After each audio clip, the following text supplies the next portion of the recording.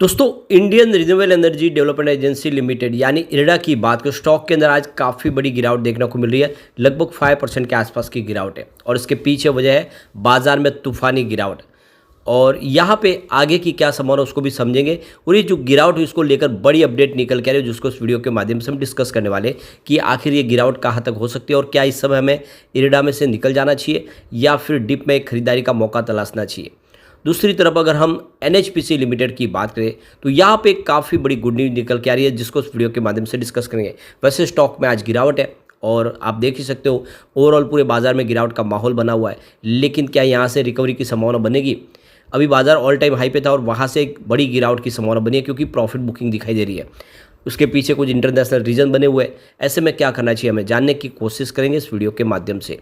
लेकिन फ्रेंड, उससे पहले अगर आप पहली बार हमारे चैनल पे आए तो चैनल को सब्सक्राइब कर दीजिए, एक बेल आइकॉन दबा दीजिए ताकि जब भी नया वीडियो बने पहला नोटिफिकेशन आपको मिले। वीडियो पसंद आए तो लाइक शेयर जरूर कीजिए। चलो फ्रेंड्स, वीडियो स्टार्ट करते हैं। मैं हूँ आपका दोस्त एस बी दवे और हमारे अपने चैनल ऑनलाइन कमाई में आपका बहुत बहुत स्वागत है। तो आप देख ही सकते हो कि बाज़ार में ज़बरदस्त गिरावट के साथ शुरुआत हुई थी और आप देख सकते हो कि जो इजराइल और ईरान का जो टेंशन है उसने पूरा माहौल बिगाड़ा। लेकिन कुछ बाज़ार में रिकवरी देखने को थोड़ी सी मिल रही है, लेकिन उतना बाज़ार संभल नहीं पा रहा है। अभी भी 600 पॉइंट के आसपास की बड़ी गिरावट है।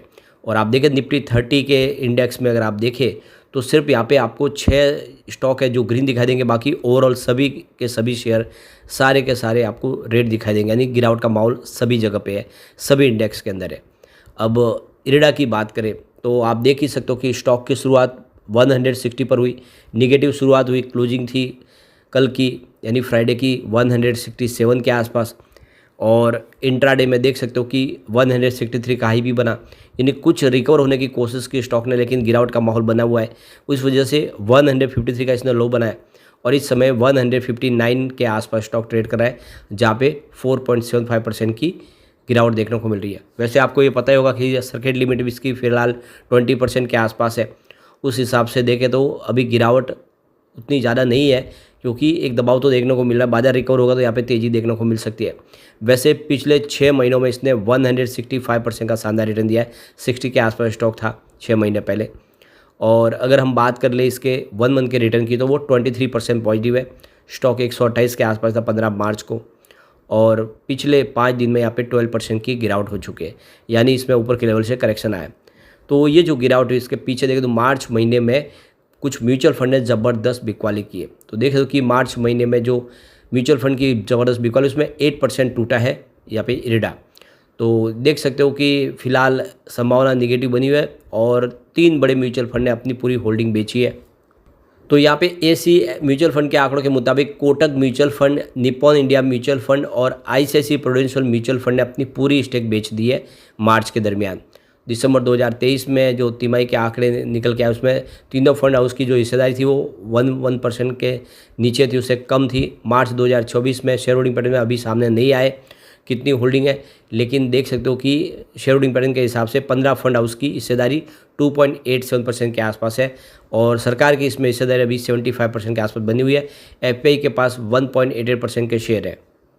वैसे पिछले दिनों ही देखो इरडा के जो सीएमडी प्रद्युम्न कुमार दास है उनकी तरफ से कहा गया है कंपनी लगातार अपने नेट एनपीए को कम करने पे काम कर रही है और कंपनी का एनपीए लगातार कम भी हो रहा है और अब हमारा लक्ष्य है नेट इंटरेस्ट मार्जिन में सुधार करना। उन्होंने आगे कहा है कि पिछले 3 सालों में घरेलू बाजार में भारी भरकम कर्ज लेने के बाद अब वो कंपनी विदेशी बाजार से फंड के वैकल्पिक स्रोत की तलाश कर, यानी फॉरेन कंट्रीज से वो अब फंड लेंगे। और यहाँ पे आपको पता ही होगा ये एक एनबीएफसी है जो ग्रीन एनर्जी के लिए फ़ंड प्रोवाइड करती है और सरकार ने जिस तरह से इस सेक्टर के लिए एक के बारे का अनाउंसमेंट किया उसमें आने वाले समय फ़ंड की ज़रूरत पड़ेगी और इसके लिए इन्होंने अपना नज़रिया सेट कर दिया है और आने वाले समय यहाँ पे एक संभावना पॉजिटिव बनेगी। तो अभी अगर आप लॉन्ग टर्म इन्वेस्टर है तो इसमें होल्ड करके रख सकते हैं। शॉर्ट टर्म इन्वेस्टर और अगर आपको अच्छा प्रॉफिट मिला है थोड़ा सा प्रॉफिट बुक कर सकते हैं, लेकिन ओवरऑल देखें तो स्टॉक यहाँ से ज़्यादा गिरने की संभावना नहीं दिख रही है। अगर बाजार संभल जाएगा तो ये स्टॉक भी यहाँ से रिकवर हो जाएगा। अब चलते हम एनएचपीसी लिमिटेड की तरफ। तो देख सकते हो कि 88.35 पर स्टॉक की शुरुआत हुई, क्लोजिंग थी फ्राइडे की 92.25 के आसपास। इंट्राडे में 90.60 का देख सकते हो कि हाई बना और जो लो है वो 86.85 का। तो देख सकते हो कि स्टॉक काफ़ी ज़्यादा आज गिरा है गिरावट की वजह से, लेकिन इसमें रिकवरी भी हमें देखने को मिल रही है। इस समय 90 के आसपास स्टॉक ट्रेड कर रहा है, जहाँ पे 2.44% की गिरावट है। तो सीधी बात है कि बाजार अगर रिकवर हो जाएगा तो यहाँ पर भी तेज़ी देखने को मिल सकती है और बाजार में गिरावट और बढ़ जाती है, यानी जो 600 के आसपास बाजार इस समय गिरता हुआ दिखाई दे रहा है, अगर ये रिकवर होकर 100-200 पॉइंट के आसपास आता है तो ये भी ग्रीन में आ सकता है। और यही गिरावट अगर फिर से 900-1000 पॉइंट तक चली जाएगी तो भारी भरकम गिरावट भी हो सकती है, फिर से पैनिक सेलिंग हो सकती है। अब इसकी परफॉर्मेंस देखें अगर, तो 5 अप्रैल को स्टॉक 93.95 के आसपास था, जहाँ पे 0.8% की गिरावट देखने को मिली। अगर 8 अप्रैल की बात कर ले तो 92.35 के आसपास स्टॉक आया, जहाँ पे 1.7% की गिरावट देखने को मिली। और अगर हम बात करें 9 अप्रैल की तो 91.15 के आसपास स्टॉक था, जहाँ पे 1.3% की फिर से गिरावट हुई, यानी लगातार 3 ट्रेडिंग सेशन में गिरावट देखने को मिली। उस पर ब्रेक लगा 10 अप्रैल को, जब स्टॉक की क्लोजिंग 92.85 के आसपास रही, जहाँ पे 1.9% की तेज़ी देखने को मिली। और 12 अप्रैल की बात करें तो क्लोजिंग 92.25 के आसपास थी, जहाँ पे 0.6% की गिरावट फिर से हुई। और आज ये दूसरा दिन है जब इसमें गिरावट हमें देखने को मिल रही है। अब इसके बीच में बहुत बड़ी गुड न्यूज़ निकल के आ रही है। इंडिया ने फाइनेंशियल ईयर 2024 में 18 गीगावाट रिन्यूएबल एनर्जी की कैपेसिटी को और ऐड कर लिया है। तो करीब 18.48 गीगावाट कैपेसिटी फाइनेंशियल 2023-24 में ऐड हुई है। और यह देखो कि 21% ज़्यादा है पिछले साल के मुकाबले। पिछले साल 15.27 गीगावाट के आसपास थी। और अभी फ़िलहाल देख सकते हो कि जो लक्ष्य है वो 500 गीगावाट का है, जो 2030 तक कंप्लीट करना है। तो 31 मार्च 2024 तक के लिए देखें तो जो रिन्यूएबल एनर्जी की इंस्टॉल कैपेसिटी 143.64 गीगावाट के आसपास है। और यहाँ पे देखो कि 47 गीगावाट जो large hydro electric power plant की कैपेसिटी है, और हर प्लांट की 25 गीगावाट के आसपास है। उस हिसाब से जो कैपेसिटी है वो देख सकते हो कि 190 गीगावाट के आसपास पहुँचती हुई दिखाई देगी। और अभी फ़िलहाल 310 गीगावाट की और जरूरत पड़ेगी 2030 तक के लिए 500 गीगावाट की कैपेसिटी को पूरा पाने के लिए। और इसके लिए 50 गीगावाट पर एनुअल इंस्टॉल कैपेसिटी को ऐड करना होगा। अभी जो रिसेंटली आर.के. सिंह की जो हमारे पावर मिनिस्टर उनकी तरफ से जो इंटरव्यू दिया गया उसमें कहा गया है कि फ़िलहाल जो हमारी इंस्टॉल कैपेसिटी है वो 190 गीगावाट के आसपास है। 103 गीगावाट के अंडर कंस्ट्रक्शन है प्रोजेक्ट, जो आने वाले समय कंप्लीट हो गए। और इन दोनों को जोड़ दिया जाए तो 290 गीगावाट की कैपेसिटी हो जाती है। और 72 गीगावाट के अंडर बिड्स है, जो आने वाले समय ये बिड्स भी कंप्लीट होंगे और ये कैपेसिटी भी ऐड हो जाएगी। तो इस तरह से हमारे पास 360 गीगावाट की कैपेसिटी का पूरा रास्ता क्लियर है। और इसीलिए हम आने वाले समय हमारा जो गोल है, जो 2030 तक 500 गीगावाट कैपेसिटी को पाने का, वो पूरा कर सकते हैं लक्ष्य समय से पहले।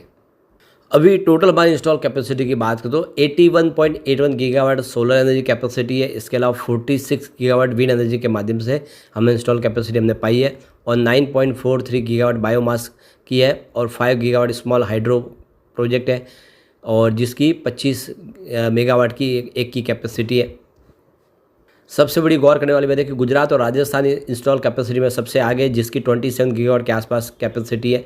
इसके अलावा तमिलनाडु 22 गीगावाट के आसपास है। कर्नाटका में 21 गीगावाट की कैपेसिटी इंस्टॉल आपको देखने को मिलेगी। और महाराष्ट्र की 17 गीगावाट के पास है। तो ये कुछ राज्य हैं जिन्होंने अच्छी खासी कैपेसिटी पा ली है। और आने वाले समय आप देख सकते हो कि इसमें और तेज़ी आती हुई दिखाई देगी। अब जैसे कि यहाँ पे NHPC ने भी अपनी तरफ से क्लियर कर दिया है कि 80% हाइड्रो इलेक्ट्रिक पावर प्लांट पे वो काम करेंगे, फोकस करेंगे। और 20% उनका जो भी खर्च होगा वो सोलर प्रोजेक्ट के ऊपर, विंड प्रोजेक्ट फिलहाल कंपनी नहीं करेगी। तो आने वाले समय आप देख सकते हो कि एक अच्छी तेज़ी की संभावना बनेगी। और ऐसे में NHPC जो इतना स्टॉक अभी नहीं दौड़ा है, आने वाले समय शानदार रिटर्न दे सकता है। तो गिरावट में फ़ायदा आप मिले तो आपको निवेश करना चाहिए। स्टॉक इतना अभी दौड़ा नहीं है और 100 से नीचे आने वाले समय शानदार तेज़ी आपको दिखा सकता है। तो लॉन्ग टर्म का नजरिया लेकर निवेश किया जा सकता है। लेकिन फ्रेंड, कोई भी इन्वेस्टमेंट करने से पहले अपने फाइनेंशियल एडवाइजर से बड़ा ले ले या अपना खुद का रिसर्च करें, क्योंकि मैंने वीडियो आपके एजुकेशनल पर्पज़ के लिए ही बनाया। वीडियो पसंद आए तो लाइक शेयर जरूर कीजिए और चैनल को सब्सक्राइब कर दीजिए। Thank you friend.